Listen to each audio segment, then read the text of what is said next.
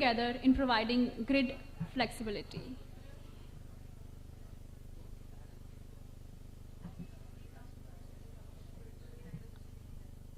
I request everybody to please settle down in this room or the adjacent room.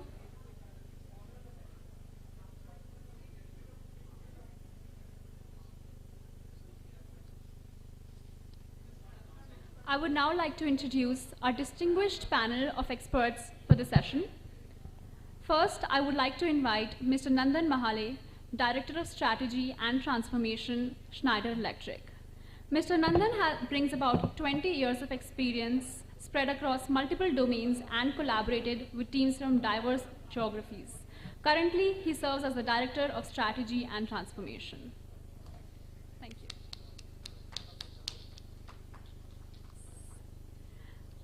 Mr. Vishal Pandya.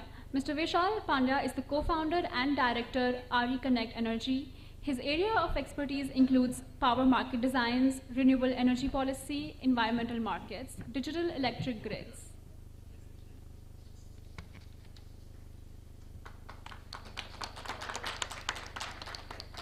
Ms. Shalu Agarwal.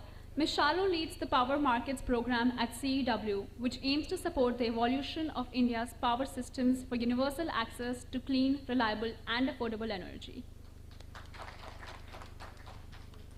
Mr. Balwant Joshi. Mr. Balwant is the founder and managing director for IDAM Infrastructure Advisory Private Limited, a consulting and services company. Mr. Balwant is a founder, member, and secretary of the Indian Renewable Energy Federation.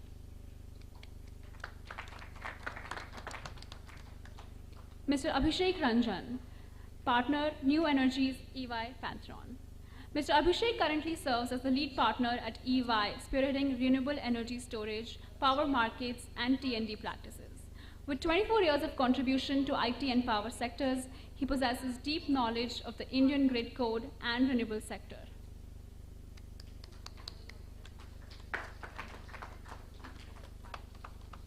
Mr. Pramod Kumar Singh, Senior Director, Research and Programs, AEEE.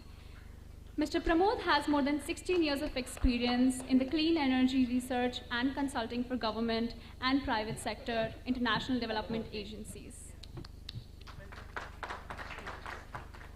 Lastly, I would like to invite the chair for this session, Dr. Rahul Tongia, Senior Fellow, CSEP. Mr. Rahul's work focuses on technology and policy, especially for sustainable development. He leads the Energy, Natural Resources, and Sustainability Group at CSEP, where he's always active in broader issues of technology. Over to you.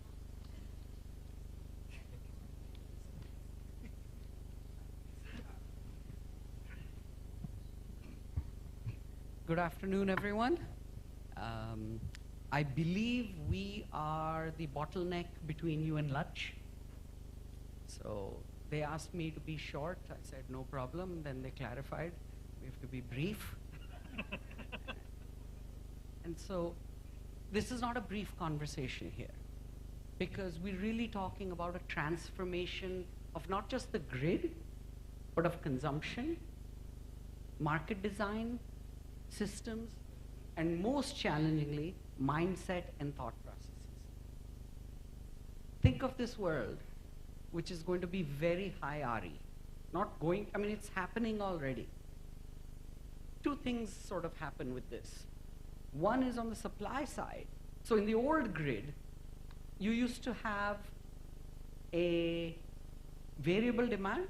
You always needed enough supply to cover it. But now your supply is also turning variable, and even your demand is turning more volatile. Second change, what this means is almost everything, especially from an investment point of view, is a capital expense. So if I were running a standalone home system and someone says switch off that light, save energy. Well, if my batteries are full and it's going to get recharged the next day, then your objective financially isn't just to quote unquote save energy, but to save capacity costs as well. So there's a lot of shifts in what we need. And now we're adding in the consumers. We talk about cooling, we talk about energy efficiency. So it's a more, everything that's interesting and complex is in some ways an opportunity. And that's why we have people from industry, from civil society, from think tanks, and ex-Discom, let me say, Abhishek. So I have a fantastic panel here. I'll just share a few points. I will not take the liberty of introducing everyone. They were just introduced. But please do share any relevant facts for the audience that may be appropriate and interesting. I think the first and foremost aspect that is a change is energy efficiency was about saving kWh. We definitely would want to do that in that context, but we want to save energy at the right time and place, and so that saves capacity as well. So time of day is the thing that's going to be the struggle in India and worldwide, but in India more so than other countries for several reasons. First, our backup or backstop has been coal, which has restrictions compared to gas, which is what North America and Europe have utilized. Second, we are still in a very high growth regime. We've got, quote unquote, price sensitivity across consumers. And we also haven't evolved all the structures to even recognize time of day as a worthwhile signal. So the majority of our power is under PPAs. The power exchanges on a dynamics basis only handle in the order of 5% of the volume in India today. So TOD is important. In the middle of the day, we will be throwing away power, surplus, curtailment. And in the evening, we are going to be struggling, how do we make peak load, peak demand? And that is the future where demand flexibility is a key tool. There are different flavors of this. So demand response is a system where a signal pricing is often given and consumers can give reductions in load in return for payments. You could have things that are called virtual power plants. So this is not an actual power plant, but the demand of a bunch of consumers is aggregated, or if there's a big enough consumer, they themselves could play into this market. And when there's a need for, you could either add supply, and that's very expensive at the margin, especially if you're running into the diesel level world, or you could reduce demand without load shedding. Sorry, let's leave that demand response program out of the system, because that's an involuntary demand response program. Very effective, but it's not optimal. So with that,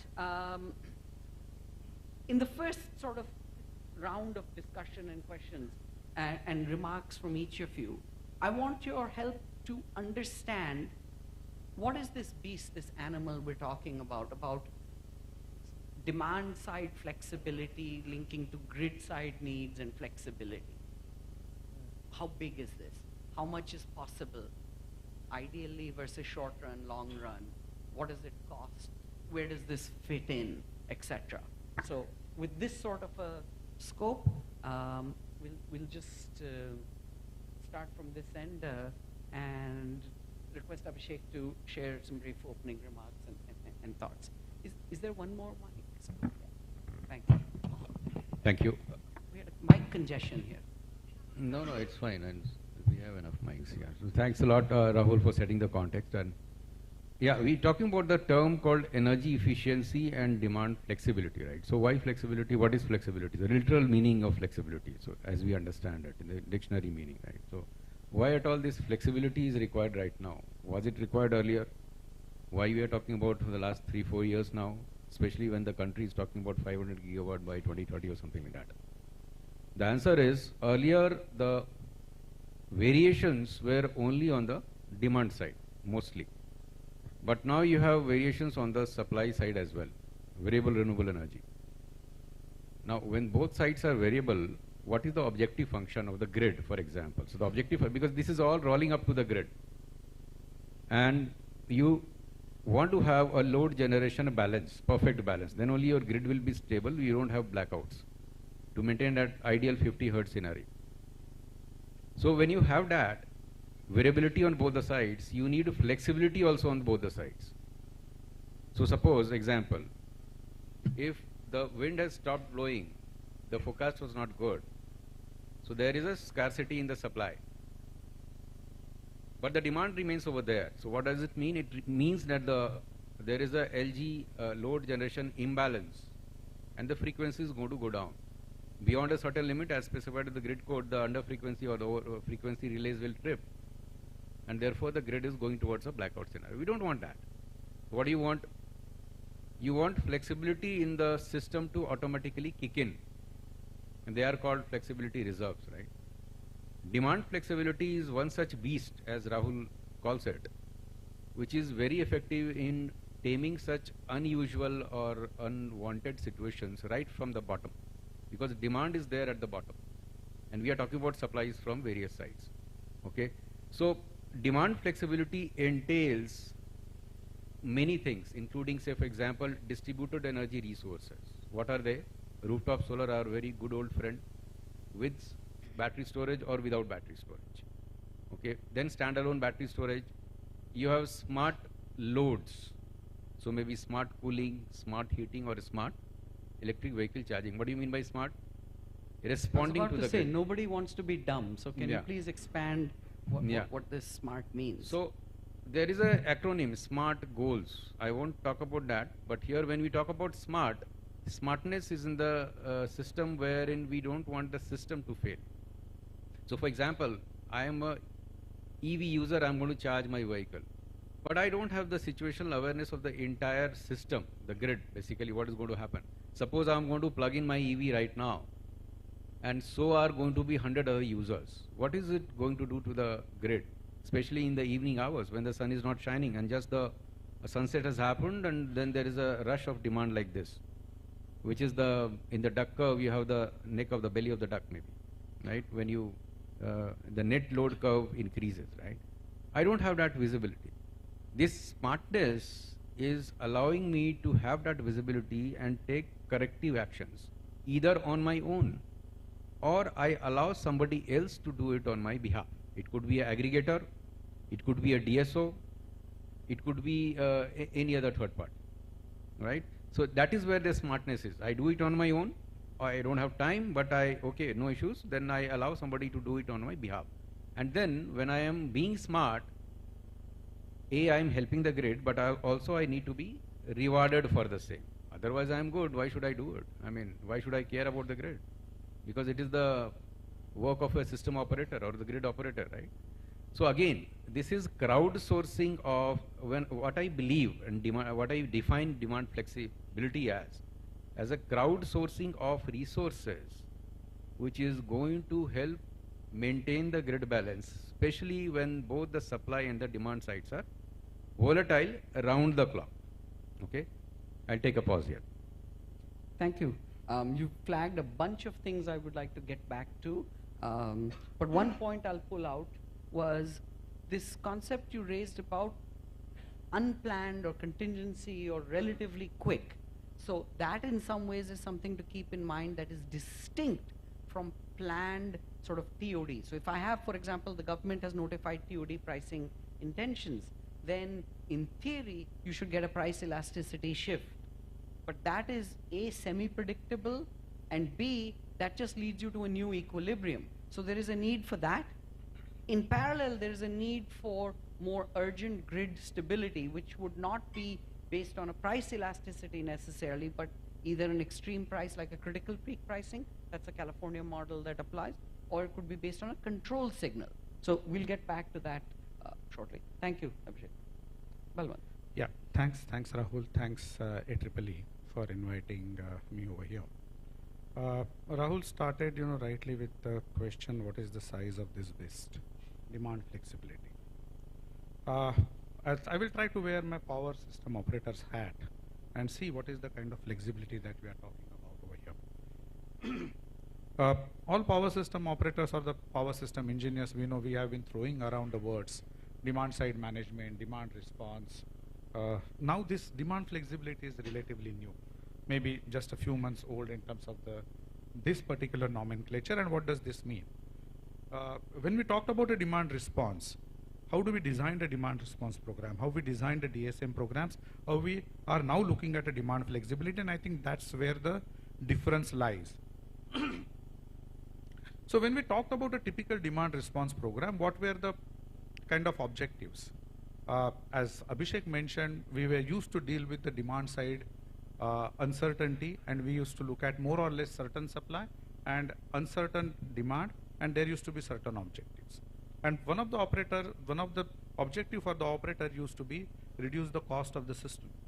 And so reduce the cost of power being procured at certain points of time, and that's the reason you need a demand response program, or you need a DSM measures. Whether it's a TOD tariff or any other DSM measure, that was the purpose of that.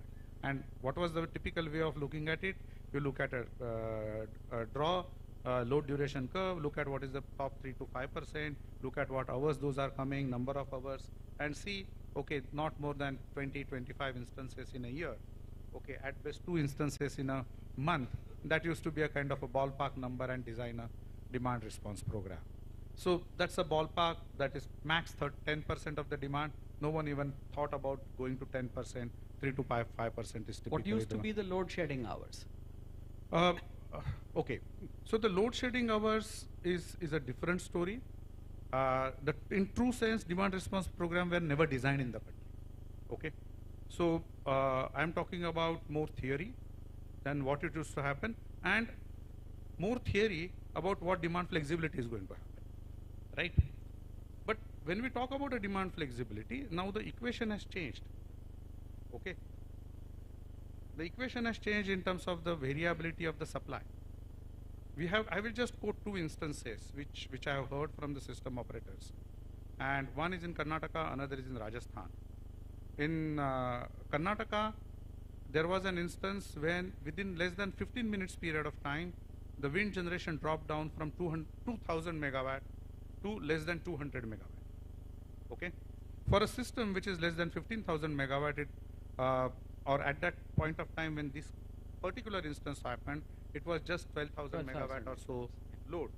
So we are talking about a 12,000 megawatt of load and 2,000 megawatt of drop in generation, and now you want to have a flexibility on the demand to be able to meet with that, right? The second issue is, the second instance is about solar.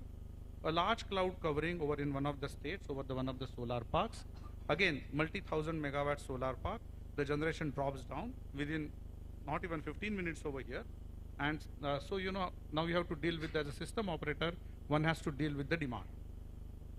Okay, can demand flexibility programs really deal with it? Okay, any kind of a demand flexibility program, any kind of a DR program deal with this kind of a situation? Certainly not. We need both supply certainty. I'm not going to talk about RE plus storage and FDRE on this platform, but that is something that one needs to certainly deal with it. But this is the kind of beast that we are talking about. Okay, it is no more of 5% of the top demand, wherein planned demand response program, wherein probably you can give some 5 minutes, 10 minutes, at least 15 minutes ahead, a notice to the consumer to switch off, right? Here we are going to talk about instantaneous Responsiveness. quote unquote response or a load shedding, right? So load shedding in a modern form, we may call it a demand flexibility, but that is the kind of a beast that we are talking about it. And in my view, okay, as I said, truly demand response program were never designed in the country and implemented. There are several policy regulatory issues which are responsible for that, and we can come back to that later. But even moving forward, as a power system engineers, we need to think about what problem we are trying to solve with respect to demand flexibility, right? Is it a demand side uncertainty, supply side uncertainty, or energy efficiency? I think All of the above? okay, all of the above, more the merrier. But yeah, I will stop over here. I'm being But- facetious, but yeah. No, I know, I agree. But I think I will stop over here. We'll come back to the issues later. So this is a very, very important point, and let's use cooling as a prototypical. It'll be good if people can also talk a little bit more on trying to put some straw man on this beast. that how fast can it respond. So you use the term that traditional DR wouldn't have sufficed for this, because there's a time ahead. Fair enough.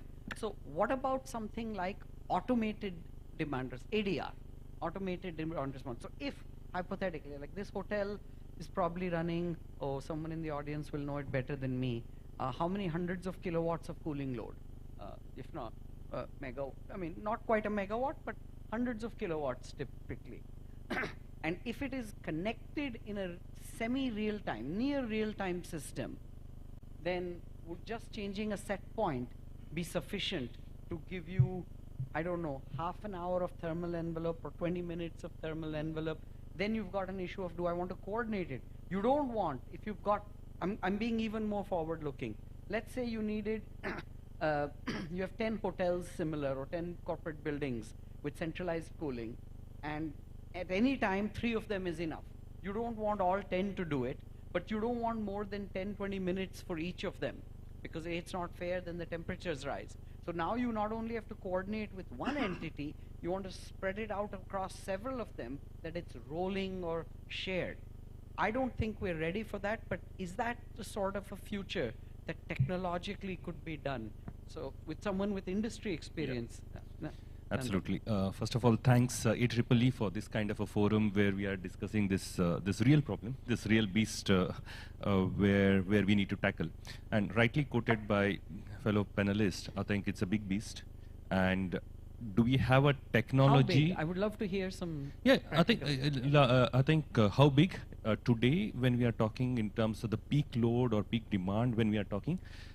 Versus 21, I was reading a blog published in IEEE itself, which is quoting by 2030, it is going to be 10x that. Okay, 50 gigawatt to 500 gigawatt peak load we are talking. That's massive, which is no, a but peak that's load. the need. Yeah. I'm saying, what is the flexibility size available?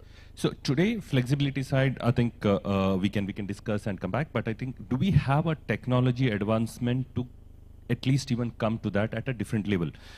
You mentioned just previously hotels and industries which can respond, which is a big component, but there is also domestic loads, which are very big portion.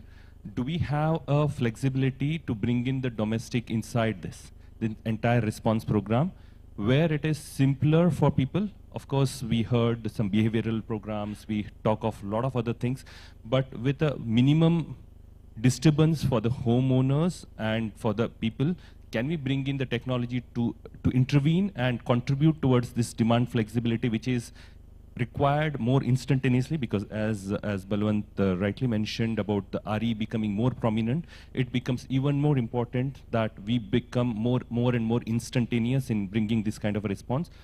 Yes, technology do exist, and it's not new. And technology exists in terms of providing this kind of a solution in an efficient way. And we have seen globally, a lot of countries are going towards that. In a way, little top-down in some countries where they are asking for smart devices, smart equipments to be there in place, where it can be controlled centrally. And some places it is voluntarily there. But technology do exist and can be definitely extended in India for our responses. The question is, how long, and the willingness coming from the regulation and supporting that. Because it has to be not disturbing the users while they are still contributing to it, and that's a tricky part. It has to be simple at the same time effective, which can be enabled by the technology with IoT technologies and something which is retrofittable. We can enable that, and for sure we'll be happy to share certain very interesting insights which came out of the pilot we did recently. During the discussion, we can bring it out, where this can contribute in a very significant way to help the demand flexibility. I think we will discuss more on that. But yes, to answer your question, does the technology exist? Definitely it exists. It's not new. Do we have the know-how to make it workable for the countries like India? Yes, I think we can. Of course, it requires not just technology. Technology is one bit of it. It's a lot more other elements into the regulations, into the participation from the DESCOMs, and of course the end users come into picture, and that's something which is a triology, we can say, and then it can be made happen. Yes. So, lots to push back, not push back, but sort of dig deeper into. meaning I agree the tech is there. So let's assume you've got the willing consumer, the willing hotel, whatever. Who is the counterparty needed on the other side? Is it the DISCOM that's going to say, I'm going to be running it? Is it the ISO? Is it the, who is the entity that you need to close this circle? Because you can go on to Amazon or Flipkart and go buy certain hardware that advertises itself as a smart X. There's a lot of these available. Now what? Right question. I think who needs this the most? And not just needs, but Yeah. who's going to be the other part, the Correct, counterparty, or the correct. guy giving the money Correct. or the control or the signal or whatever else? Yeah. So basically, there's a demand from the homes or hotels or industries, and there is somebody who is feeding this demand. Okay. And signaling to it. Signaling to it. Okay. Yes. So there are two players you mentioned, aggregators and the discoms. The one who are responsible for feeding this, they are the ones who are going to get the maximum benefit of it compared to the end users who are going to be eventually the ones who are consuming it. But who's the one who is gaining? Discoms and the aggregators, because to meet this peak demand, either they would have to invest in a very heavy capex to match that inflexibility or this kind of sudden peaks which they are experiencing, or they have to buy it at a very high cost. So are they ready to pay for that? Are they ready to take this kind of a cost into their the P&L finally or not? This is the question. That's something. They are the people who are the ones who needs to be impacted on a direct basis, who can support them, who can allow them to come into the picture and support them. And does the technology support that kind of a responsive without a manual intervention? We make it little more auto is the question, and that's something which we can address in the discussion. Yeah. So if anyone would like to intervene, just as a No, but discussion. for the No, if it's something, so let's use the two-finger rule. Yeah. If it's a follow-on that's very urgent, please do join. Just 1 minute intervention, not more than that. See, we are talking about discoms, and so the problem here is who are going to respond to such demand flexibility? We are not talking about LCLI section, right? Low consumption, low income. Whose consumption is maybe 100, 200 units a month. They don't have much to flex. Sorry, that's the average in India. That's not low income. No, so I'm not talking about average. I'm talking about exactly you do the slab metering, slab billing and slab metering. I'm not talking about average. Okay. Now those who are in the fringes. So for example, you talk about the sanction load, 5 kilowatt above, 7 kilowatt above, right, single phase, or maybe 10 kilowatt above, 3 phase. There you would have some kind of meat. But then, if you do the pecking order, they are the ones who are providing relatively more revenue to the DISCOM. C&I, for example, providing more revenue to the DISCOM. Now, I can't say that DISCOM will be very happy that these people, they reduce their consumption and billing. Okay? But there is a silver lining to it. We can come to that later. The idea is to balance this mismatch. And how to do it, we'll talk about it. But yeah. No, I think you flagged a thing for further discussion, which is the Indian pricing distortions make it harder to do what otherwise the world is sort of moving towards. So I think that's a very good point that, from Nandan's point. So shall I just to summarize or bring out something Nandan said? It's an interesting and important observation that we can't just rely on CNI. Everyone talks of CNI. It's probably a lower hanging fruit for obvious reasons. Higher volume, awareness, higher tariffs. But based on their load profile, if you need an evening flexibility, that's not going to come from CNI. That's going to come from residential, and that's a much harder nut to crack. So thank you for that. Shalu. Thanks. It's a good segue. I want to speak about residential in particular, but before that, I also want to highlight that the problem that we are talking about is not a future problem. We're already seeing it every year, right? Like last year, March, October, the year before, we see like suddenly there's fuel shortage, demand rises with varying temperatures, and we are struggling, and we end up with what you said, load shedding, right? Our go-to demand response program, that we stop feeding power to those who we think need it less or can't pay for it, right? So it's a here and now problem, and we already need to start thinking about ways to flex demand rather than just think of it as a solution to manage a high VRE system.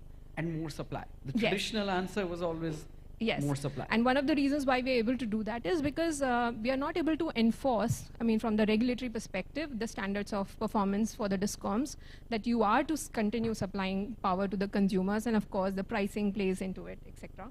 Coming to the residential side, and of course, CNI is an important segment.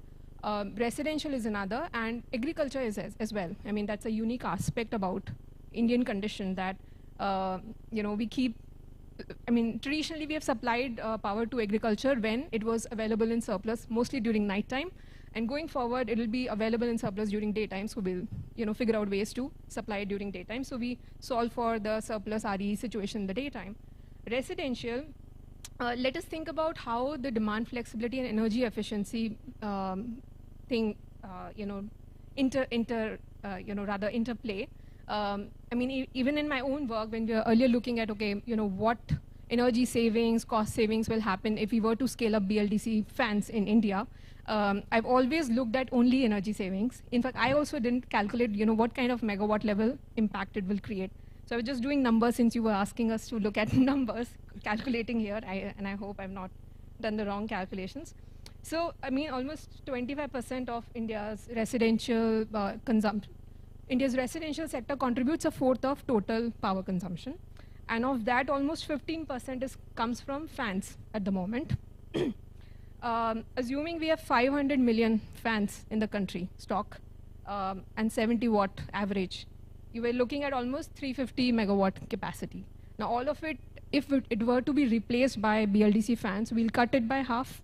So we'll get a peak saving, because fans do run at the peak time, by almost 175 megawatt. So in terms of capacity, it doesn't make a lot of difference. Energy savings, yes, I mean, some of it. ACs will make more difference. So, I mean, when we are looking at energy efficiency policies, they are good, but it will probably make sense going forward, that going forward, our SLN program focuses more on the products which are more intensive and are used during the night time. And in that sense, when we have a TOD tariff, it will also change the economics of those appliances. For instance, a 3-star non-inverter AC will become, or 3-star inverter AC will automatically become more attractive than 3-star non-inverter AC the moment you put in place a TOD tariff. I mean, the cost difference of 3,000 to 4,000 will be just balanced out because of the change in tariff, because most of them are used during the daytime, right? That's how your these flexibility tools will also change the economics of efficient appliances. And in terms of residential, so it's not just about how whether residential consumers can shift their demand in the short term, but can our interventions help them make the right purchase decisions going forward, will also make a difference from flexibility point of view. And then finally, we need to also look at not just CNI as a one segment, but a lot of institutional road, right? Municipal wastewater pumping, railway traction, all of these aggregate node, we need to assess to what extent they can also contribute to demand flexibility. And there probably we will have more volumes. Thank you. And I think this is absolutely true, and this is AEEE's leadership in this space that's really looked at efficiency, BLDCs, cooling, and so forth.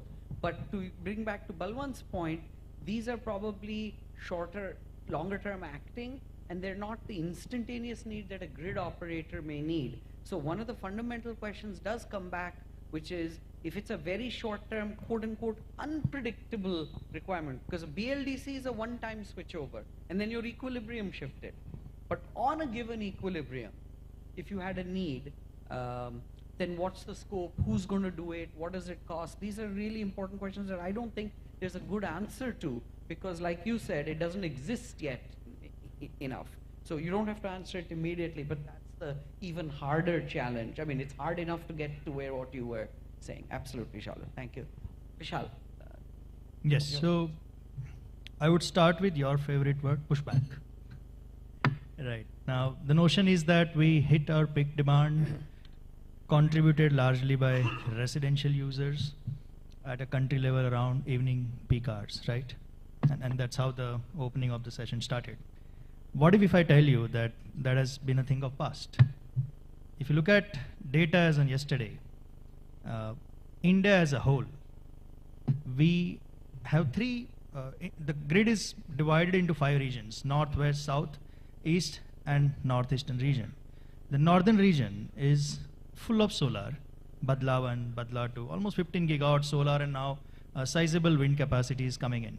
The western region has a good mix of solar and wind, and the southern region is very well balanced in terms of both the demand growth, in terms of absolute gigawatt peak that we observe, and good mix of solar and wind distributed over Karnataka, Andhra, Tamil Nadu. Northern region had a peak demand observed at around 10:30, followed by western region at around 10:45, followed by southern region at about 11.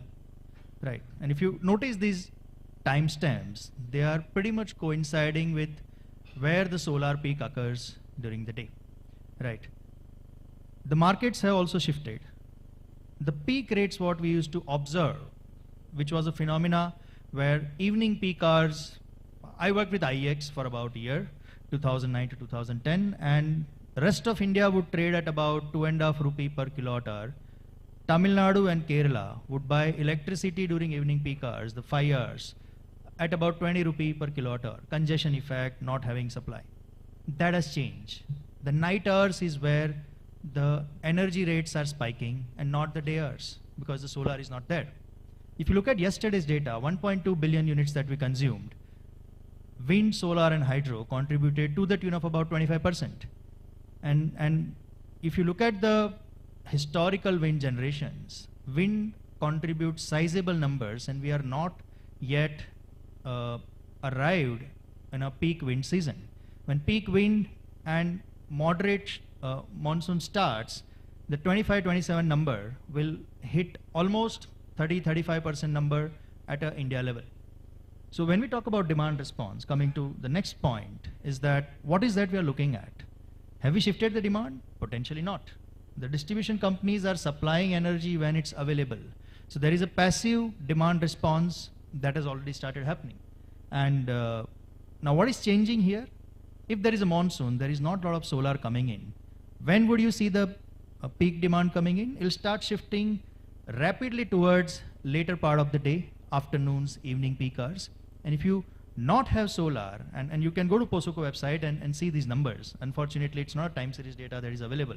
A lot of manual, data exercise has to be done. I'll finish at 2 points, and then you can give another pushback.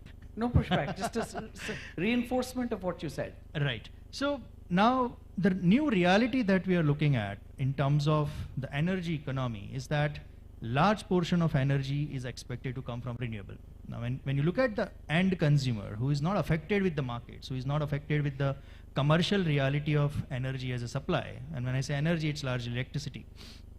Going forward, how do we make these consumers, be it CNI or agri or residential, responsive to how the energy system expect them to behave? So there is going to be a large element of behavioral control. The demand response could be active, could be passive, or it could be a softer version of load shedding, like what you said, automatic curtailment of certain appliances for a short duration of time. The trade-off there is the way country is evolving. There was one state which started with free electricity, and now there are 4 or 5. And now nationwide there is an announcement that if you have a roof, the rooftop solar is free. So if the residential is completely decoupled from the true reality of energy ecosystem, there is no price sensitivity. How are we going to expect them to respond to how the new energy ecosystem needs? So you're left with agri, which is again non-responsive because the electricity is free. 2030 scenario, if you look at 2,000 billion units per annum consumption, 1,000 billion units, the last a question that you asked, how big could be this market? 2,000 billion unit, half of that would be CNI, which is a price sensitive segment, private segment which could respond. About 5% of that energy, if you look at from the response point of view, at max you are looking at 50 billion units per annum kind of market where the demand can be shifted or tailored for any other purpose. And in terms of absolute monetary value, we are looking at somewhere between $600 million to $1.5 billion per annum kind of market based on what is the price sensitivity and price signals originating at that point in time. So would you price it equal to the cap or the ceiling in the power exchanges, 10 rupees? Is that more around average power purchase cost so and not... you're being conservative in that sense? Yes, right. Because at some extreme, you could say Yes. the marginal procurement out of a utility is actually And that's why worth the big more. spread, right? That's Yeah. a big deal. Yes, absolutely. Yeah. So, I mean, it's an important, element to solve, but who is willing to pay? What is the incentive? And does the end user even have an incentive to respond? I mean, these are the critical, questions to be answered before we start talking about making everybody respond to what is the new reality of a grid. Yeah. Thank you. Thank you. I'll just continue, and I will not Sorry, wear just my... before that, I think it was a very sobering point that Vishal brought about, that if we give things that distort incentives, then there's a big problem ahead of us. And it is above my pay grade to say whether this quote-unquote free electricity is appropriate or not. But as neutral parties, we can always estimate its efficiency. And that's where it sometimes comes out lacking. So it's a serious challenge. Shameless plug, you said there's no time series data. If anyone wants time series data, we run a website, shameless plug because it's free, carbontracker.in. Not .org, but .in, real-time, all India, with historical and analytics, supply by fuel, by type, and mix, 5-minute resolution. We're scraping the data and have been for the last 6 years. It's there. So, talking about demand flexibility and demand response, we often say about smart systems, smart control, smart communication. I think what I would like to share is that the customers also need to become smart. वरना आजकल तो mobile phone भी smart है. Okay, first point. Second, and Vishal alluded to incentives. So there are different instruments. One can do tariff control, direct load control, incentives, all of those ways to get demand flexibility.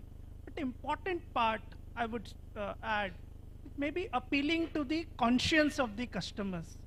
I think 50 rupees incentives, 100 rupees incentive perhaps may not be enough for a customer who is paying 25 rupees to not have a load interruption in place. Everyone is paying, those who are living in larger societies, 25 rupees for diesel generator. Many people have those inverters. If we add the total charging inefficiency, the cost of inverter output will be 10 rupees plus. Is a customer going to be motivated by 5 rupees incentive? Maybe not. So let's also think of what is it that's going to appeal to the conscience of the customers. In the morning, we heard Dr. Padmanabhan, he was talking about in the 70s, patriotism worked. Maybe we'll have to think of something different, which is contextual today, talking about air quality issues, environmental problem, in whatever manner we do. But let's also try and think along those lines instead of the technology and the usual matrix approaches of tariffs and having we in day-to-day life, I would say every day we exhibit demand flexibility in whatever we do. After 15 minutes we'll have a lunch break and you will see what kind of demand response people will show to make ways to the so yeah. Thank you. I'm glad I written down user, literally if you see my notes, and you brought it up, because smart supply, smart this, that. First question is obviously the user has to be involved, and they have to have an incentive. But are we then relying on manual intervention? Because worldwide, what they've seen with all these programs, you throw in tech, you do teaching, you do hand-holding. If it's very human-centric, for about 2-3 months, there's a lot of enthusiasm and participation, and then it tapers down. Like you said, I mean, in the US, I called it the slice of pizza syndrome. You tell somebody, you do this, do that, you'll save $3. It's a slice of pizza. They're not bothered. And so your point on the economics is absolutely critical.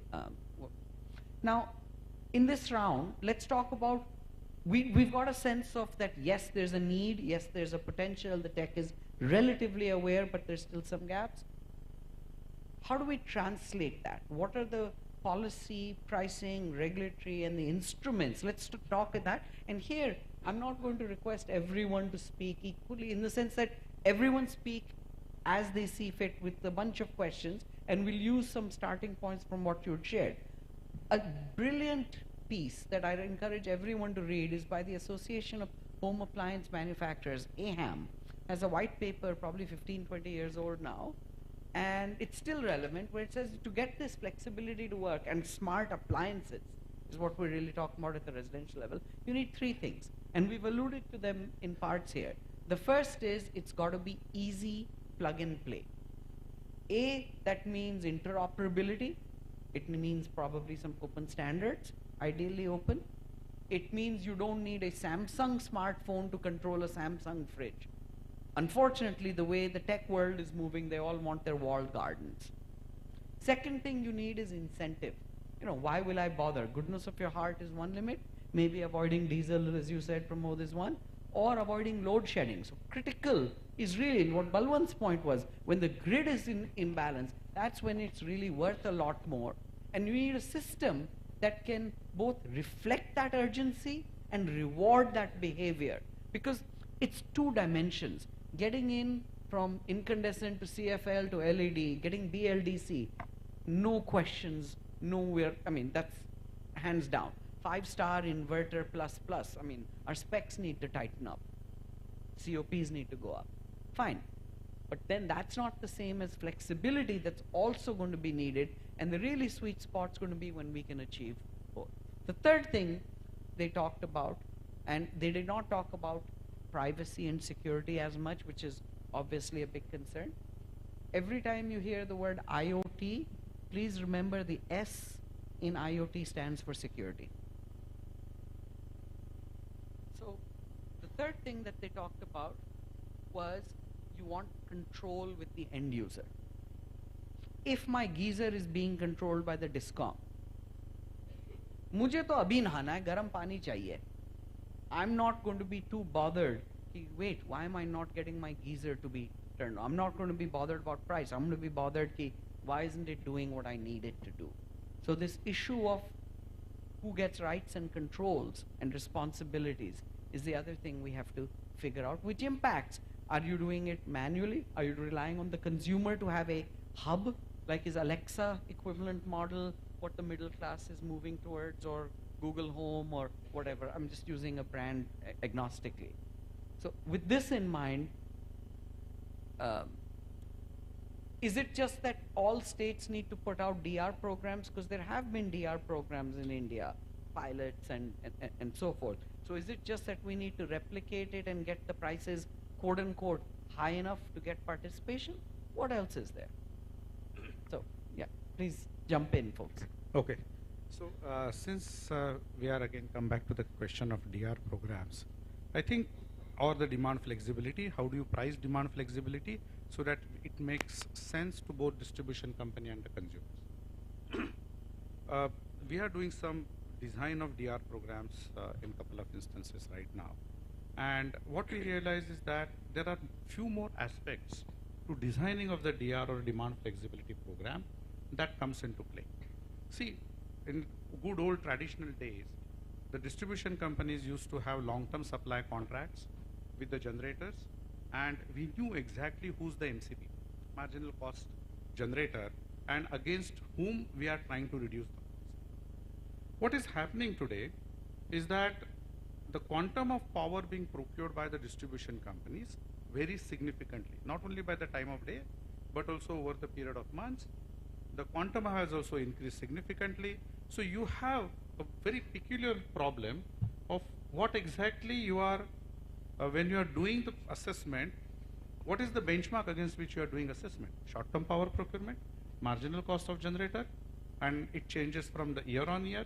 You need a program to run at least for a few years for it to be viable, right? So that is one of the challenge that that we have started seeing, and that would become a critical issue with respect to the design of DR program. And the point which we are making, what makes sense for the consumer, because that's altogether another issue which has to deal with the time of day, and other pricing signals. Just adding on to what you mentioned, I think Rahul as well. I'm sure Abhishek will add on to this because we were just discussing just before on the similar program. Let me just take a minute to explain one very interesting pilot what we did at a residential level, because it's exactly involving the elements what you mentioned about privacy. It involved about intervention and the overall demand response side.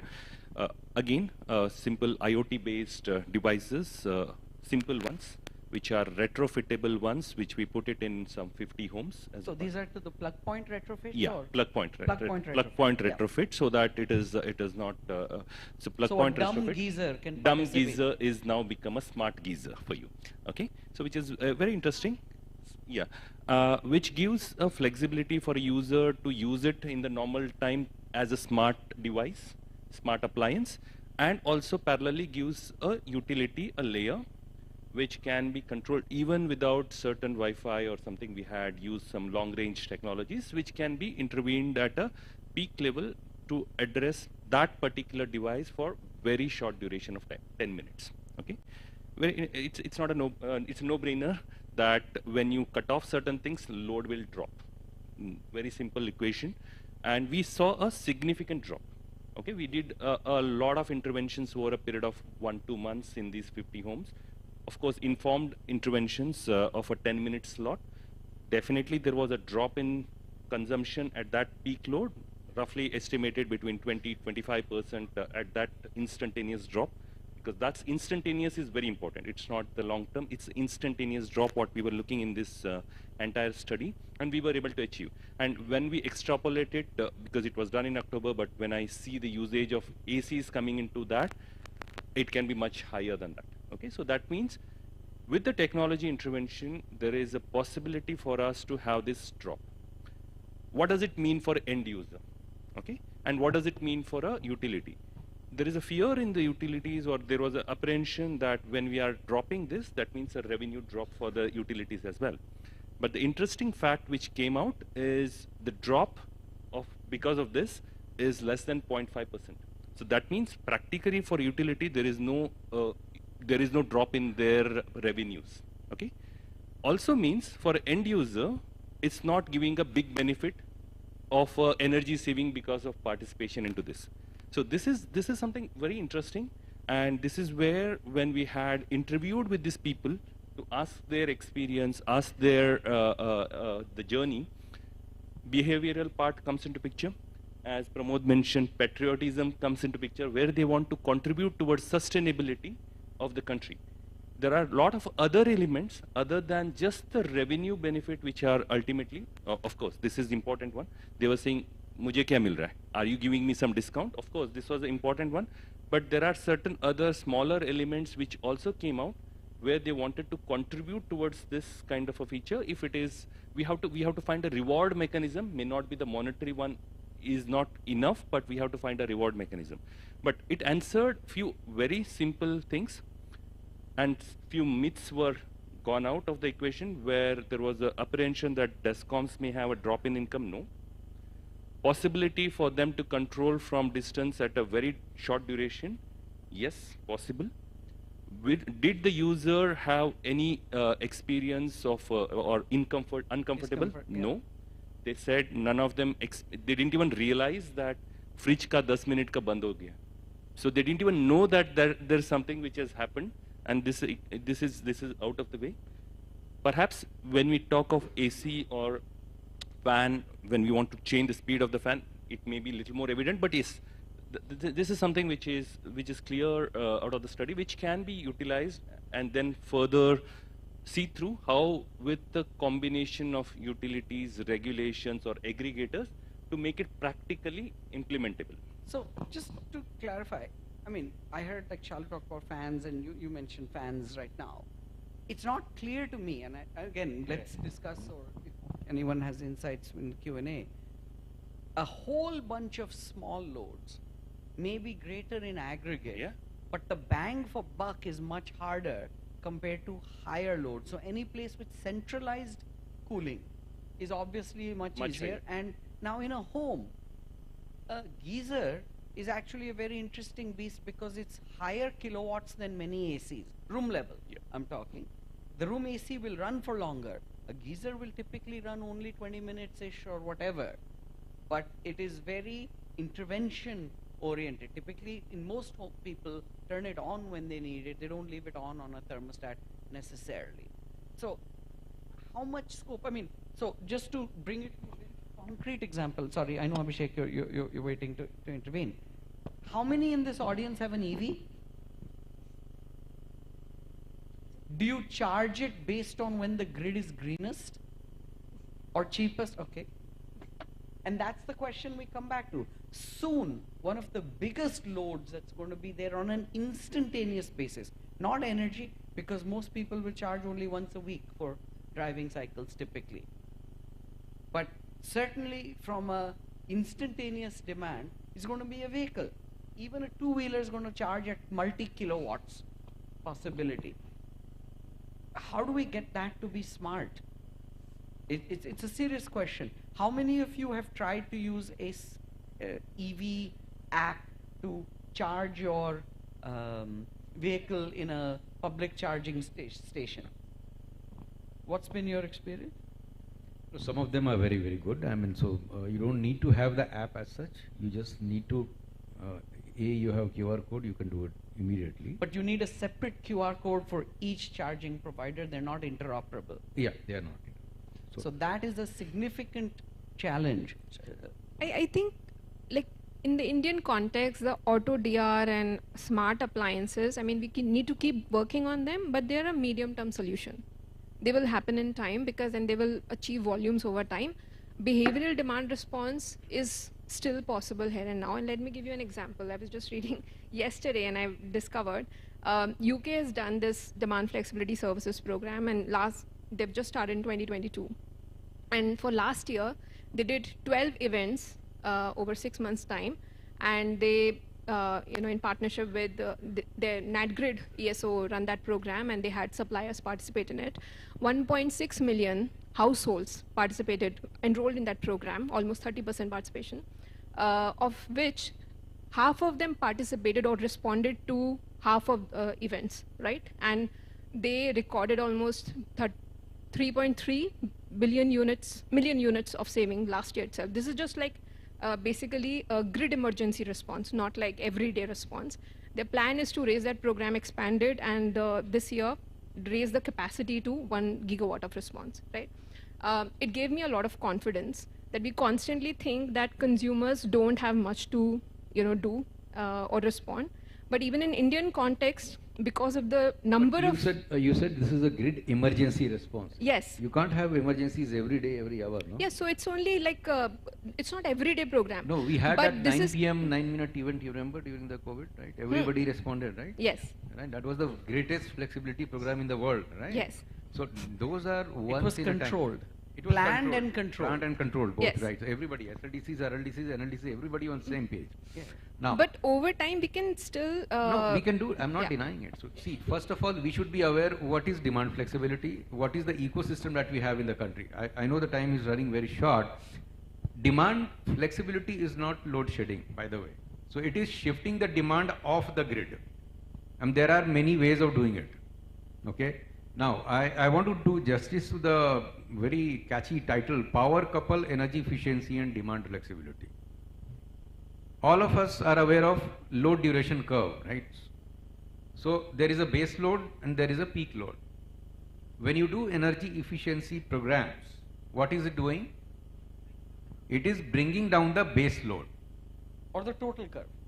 Yeah, so base load obviously. So it is hitting the base load.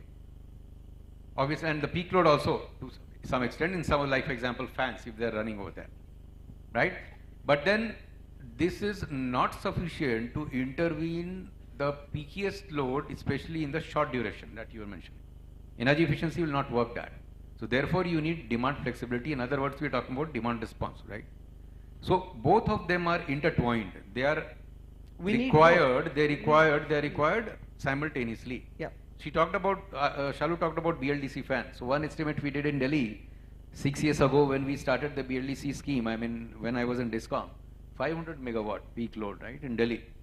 That's what like if you do conversion of BLDC fans. Coming to that, where are we now today? Demand response, as a DISCOM, we also ran so many pilots, automated demand response, by the way, right? And they were all very successful.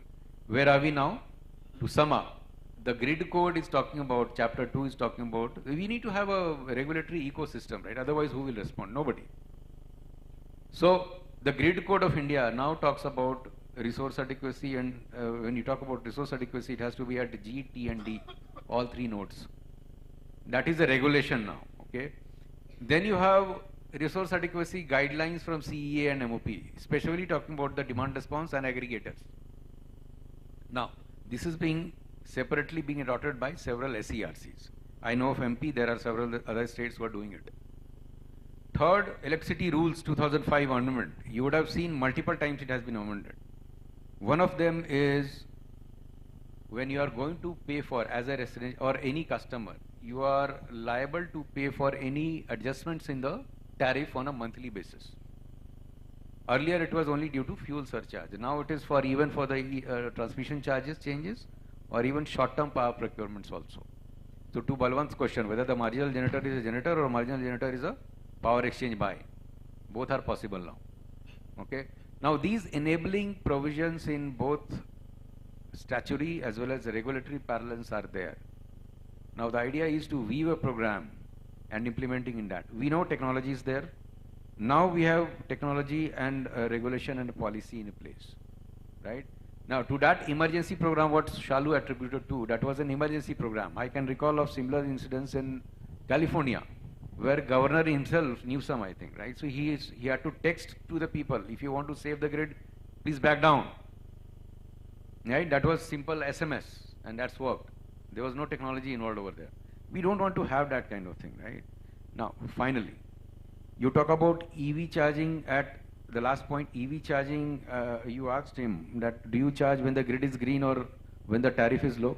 How will he do that? He doesn't have the visibility into it. So that's So the bottleneck. we That is need the to, need we need to fill. provide visibility. Mobile apps, the DISCOMs utility mobile apps, all the DISCOMs have, mostly the private DISCOMs I know, they have mobile apps. The mobile apps, like for example, if you go to the CAL ISO webpage, it provides you real-time breakup of the supply and anticipated demand as well as marginal cost LMPs, right? If that is there, I have that CAL ISO app also on my mobile for example. We tried to do that in my DISCOM earlier when I was there, saying that, okay, if we have this, then you have the visibility. And you are going to say that, okay, let's do that. There is a manual thing you can do it, and then you can link it with your charging device if it is smart enough, okay? I'll take a pause here. Thank you. And we come back to the need for, I would not just say standards and APIs, but open standards, because I don't want to need 10 different apps and 12 different providers, etc. So, Vishal, last. Yeah, just to add on to what Abhishek ji mentioned, there is also Ministry of Power report on development of power market. And there again, there is a detailed description and mention about how country needs energy markets where RE could participate in bulk. And that also requires sort of running demand response pilots where someone can aggregate sizable demand. And I think the questions that are required to be answered is, are we looking at a demand response as a voluntary means, or we are forcing down a softer version of curtailment in every individual house?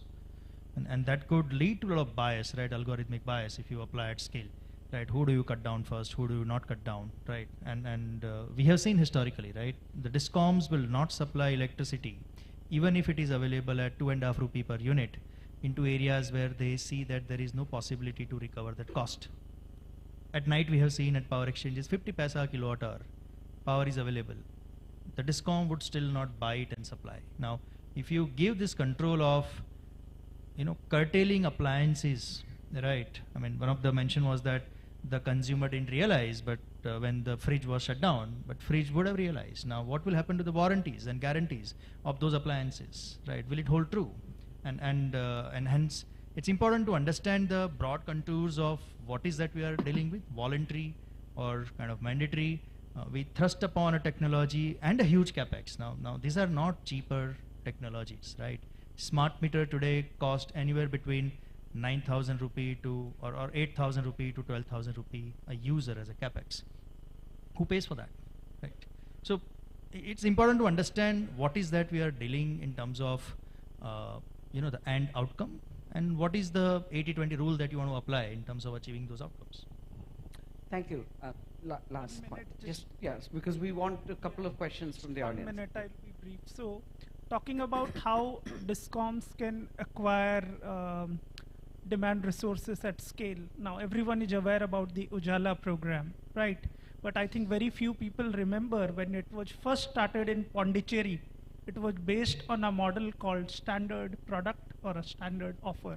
So actually, Discom procured energy savings from EESL. It was not based on Discom procuring bulb and distributing bulk in place. So there is already a precedence of Discom acquiring demand side resources by comparing the value of the savings compared to the supply cost. The second thing is we have to put IRP into practice. We have not done that. The moment we bring demand into the equation, it can't be a static thing. It can't be an exogenous part of the model. It has to become endogenous to the model, and we'll see some of these things getting into practice. Thanks. Absolutely. I think our entire planning processes need to change. Demand needs to be at the same table as supply is towards that, and that will really drive more and more applications of demand flexibility. We have time for just a few quick questions from the audience. If you could keep it brief. Padhu, sorry, at the back. Yes, that will help, I think, if you could wait a second. Okay, yeah.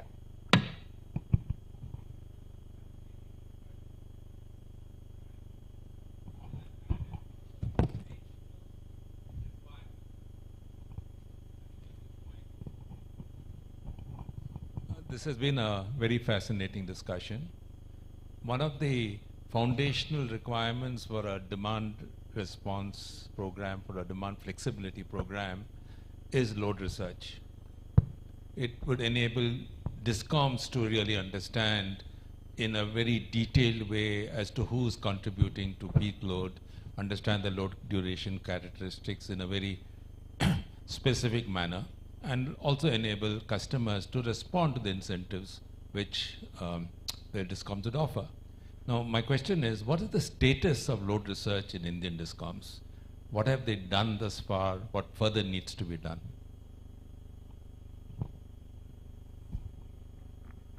So I take this opportunity. See, I was a part of the discom managing the energy efficiency cell and energy manager for the discom.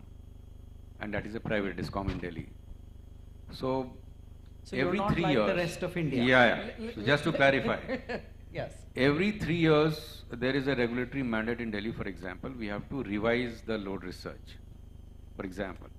So load research is based upon primary and secondary data, as you all know. But what I feel is, and when you get those smart meters, the load research becomes a continuous phenomenon, right? So every 3 years, I mean, the situation is very, very dynamic. And that's what we learned from our another experiment, which was called Behavioral Energy Efficiency Program. So when we ran that for 3 years, 2 years I rather, we got to know various insightful, insights, I would say, on a monthly basis, without even having smart meters, through the home energy reports and the surveys that you used to do. Okay. Now, for most of the, as you might be pointing out, that the load surveys are not being done by discoms in a very regular basis, maybe. Most of the discoms. I agree. Yes. Yeah. So that is a problem. So we reviewed like 8 discoms and not the private ones in India. I mean, sorry, 8 states discoms, and we went through the tariff orders, etc. One, load research mostly is facilitated by BE. Discoms often are not fully engaged in that process. No information is available in the public domain on what are the results from the load research and how credible and meaningful they are, honestly. And so limited information available. I mean, one can counter that, but I mean, unless we know what is there, we can't comment on it, right? How useful it is.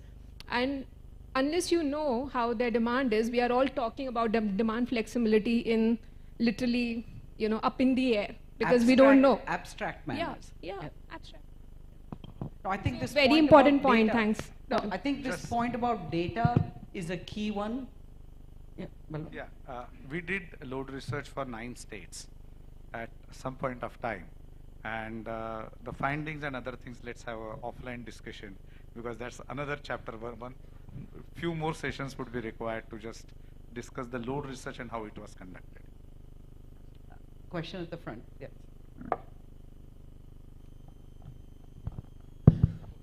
Hi, my question is more about the mix. If you could introduce My name is Srinivas. I am a social entrepreneur building solar powered cold rooms for farmers. My point is, we've already spoken about BLDC fans, ACs, but the one base load which is a constant in, I think in most homes, is the refrigerator, right?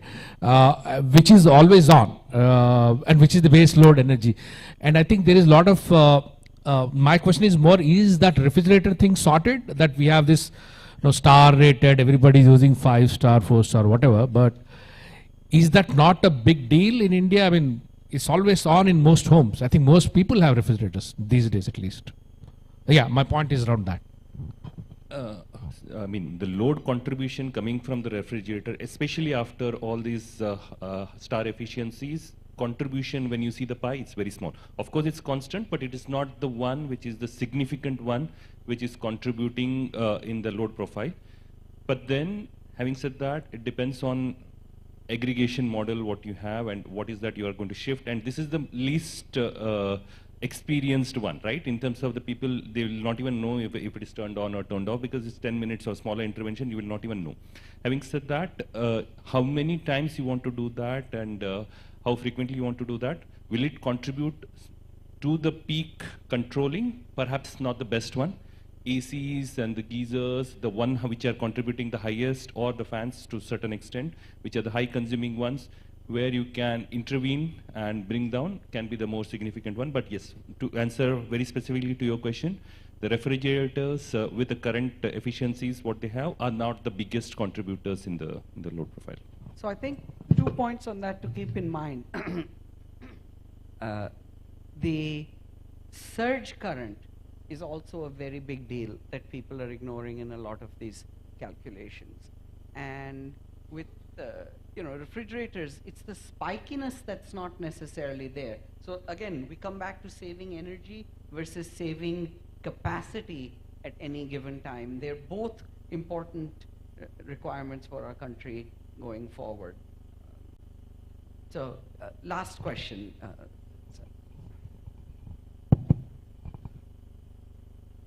Good afternoon, everyone. My name is Qamar Ahmed. I am from Design Builder. My question to is all the panelists. Basically, we have talked that people are now buying smart appliances, star-rated appliances. But do they have a mechanism to check that the appliance which they have bought is reducing their energy cost? And other thing is that if they are purchasing this star 5-rated appliances, at the back of mind they said that okay, it's a 5-rated, then we'll buy one more. Or use it more. Yeah, the use other it thing more is the rebound effect. Yeah. Yes. Any thoughts on the rebound effect? I think it's a very important question, and I think it's a practical one. I think it was related to the EV as well. When I'm charging, do I know what is the profile? Similarly, by putting the smart appliances, do I know whether I have saving achieved? Perhaps today, consumers do not have that visibility. They don't know whether what equipment is consuming how much. Perhaps some of the smart appliances coming with their own app, own technology to bring in that view. But today, if you see across, they don't know where they are consuming. And this is where overall IoT industry is stepping in to support. I'll take a very simple parallel. Most of us are wearing the smartwatches for what? Health reasons. We say we know how many steps we are taking. You know, basically you are breaking down your health parameters into that. Similarly, with the IoT devices advancing, there is a possibility, and there is a very strong possibility, that you will know which are the equipments largely you are consuming more, okay? And perhaps there will be some myths which will be busted. I take my own personal example. So far I was assuming at my home, I am using the geyser is the one which is contributing the most. And I thought all the LED lights what I put should reduce my electricity bill. And I had recently put in the device which is from our company to just monitor. I was surprised my 45% of the usage of electricity bill is coming from LED lights. I was really surprised. I didn't know this. Okay, I was thinking so by either you've got some fantastic ACs or some horrible I don't, luckily in Bangalore I don't need to use ACs. Luckily I don't have an AC at my home, but still. Too many lights is too many lights. Too many we lights go is with the trend. assumption that LED reduces, but it is not. But just very briefly. Last word, Shalini. Thank you.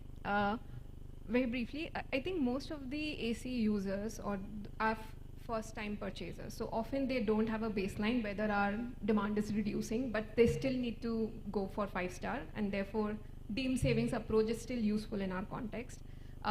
In terms of feedback, I think there is an opportunity here with smart meters coming up.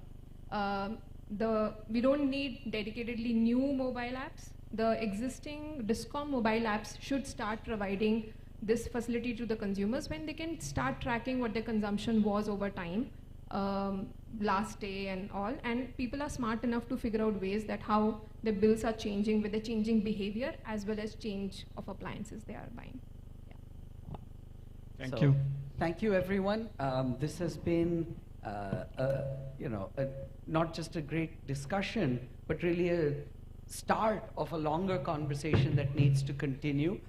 Thank you, AEEE, for organizing this session. Thank you to the audience and to our wonderful panelists.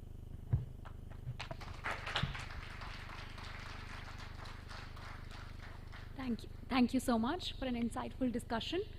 I would now request Mr. Pramod Singh from AEEE to please present the speakers with a token of our appreciation.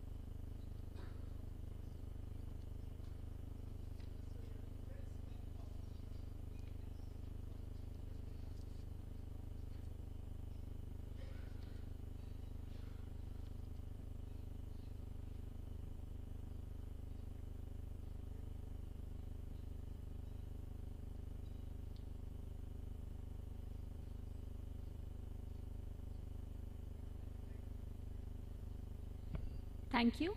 And now we will break for lunch. Please be back in 40 minutes. After lunch, we will have the STI session in the adjacent room and the session on MSMEs in this room. Thank you.